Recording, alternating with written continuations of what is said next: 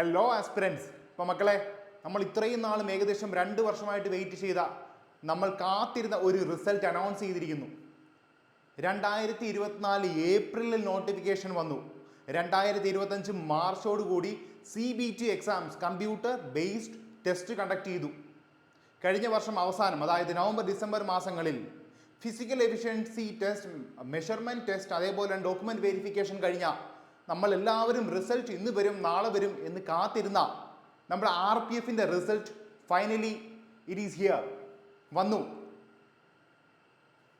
ഈ പിന്നിൽ കാണുന്ന PDF നോക്കുകയാണെങ്കിൽ നമ്മൾക്കത് ക്ലിയർ ആയിട്ട് മനസ്സിലാവും എങ്ങനെയാണ്, എത്ര പേരെയാണ് ആ ഒരു ലിസ്റ്റിൽ ഇടംപെട്ടതെന്ന്. നോക്കിയേ മക്കളെ, ഏകദേശം 15 പേജിലാണ് റോൾ നമ്പേഴ്സ് അനൗൺസ് ചെയ്തിരിക്കുന്നത്. 4205 റോൾ നമ്പേഴ്സ് ഈ ലിസ്റ്റിൽ ഇടംപെട്ടിരിക്കുന്നു. ഏകദേശം 15 പേജ് അടങ്ങുന്ന ലിസ്റ്റിൽ 4205 ഉദ്യോഗാർത്ഥികൾ ജോലിയിലേക്ക് കടക്കാൻ പോകുന്നു. ഒരു പ്രൊസീജിയറോടെ മാത്രമേ ബാക്കിയുള്ളൂ. മെഡിക്കൽ അതിൻ്റെ എക്സ്പ്ലനേഷൻ കൂടി തന്നിട്ടുണ്ട്. Candidates are advised to look regularly into their mail ID or SMS for medical examination. പിന്നെ സോൺ അലോട്ട്മെൻറ്റ് ഡേറ്റ്.